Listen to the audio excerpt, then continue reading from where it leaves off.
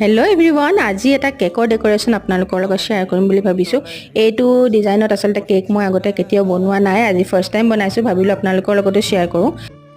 ফ্লেভাৰক লৈ কাষ্টমাৰৰ কোনো ডিমাণ্ড নাছিলে, তো মই নিজৰ ফালৰ পৰাই মেংগ' আৰু ওপৰৰ পৰা এনেকৈ চকলেট গ্ৰেট কৰি দিছিলোঁ। খাবলৈ খুব টেষ্টি হয় এনেকৈ বনালে, সেইকাৰণে তেনেকৈ দি দিলোঁ।